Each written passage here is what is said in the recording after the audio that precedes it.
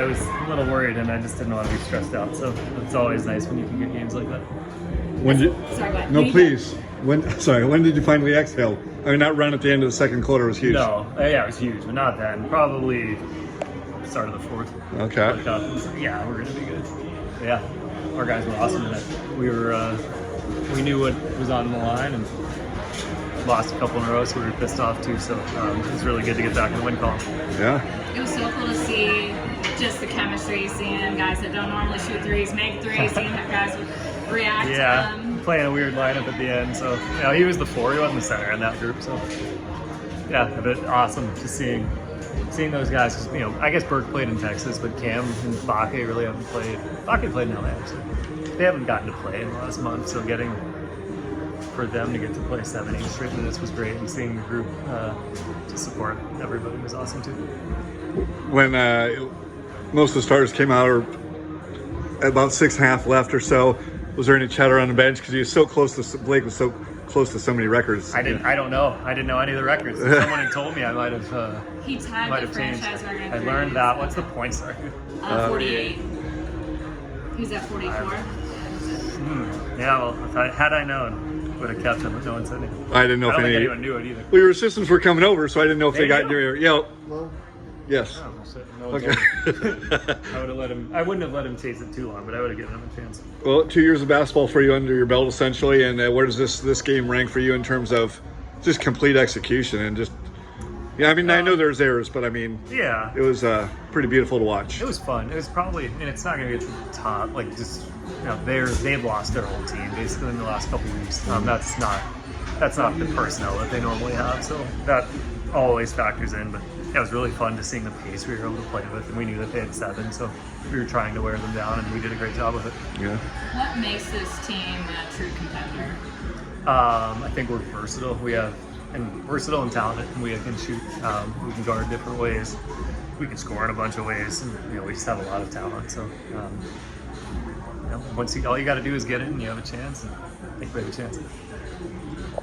Thoughts on what does tomorrow mean to you guys in terms of just playing for that home game, or is that a done deal? If RGV wins, then we're going to be 5 or 6. So we'll see when we get there. Hopefully they lose, and then we have something to play for, and we can get a home game. So it's a good. Yeah. But yeah, if they lose, we'll have to decide whether we want to go all out to get the 5 or, kind of play everybody. We'll see. Despite those 2 losses, you guys are playing your best ball of the season over the last 10 games. Yeah, South Bay's been awesome too. They've won. They are a new team from who they were in January, February. So I didn't feel bad about the way we played either game. They were good.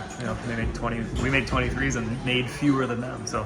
That happens. It's tough. Was there a speech made at some point, or just these guys know what was on the line? Yeah, they knew. We told them yesterday, and I think it's a hell of an accomplishment for our roster guys. Like Taryn and Braxton have really come in and given us a boost. But guys that have been here all year, Yuri.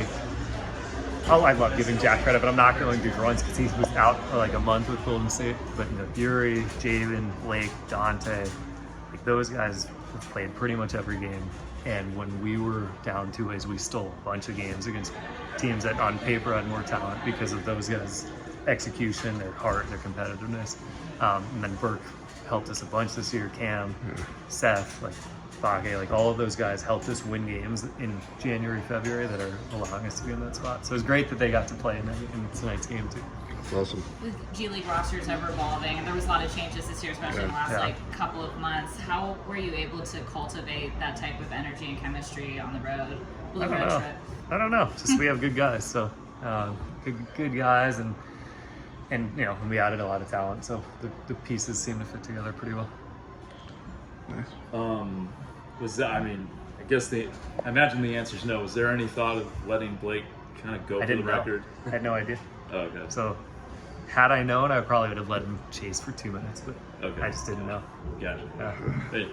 It's not that it's a G League record. No one really cares, but it's still something. So it was 48.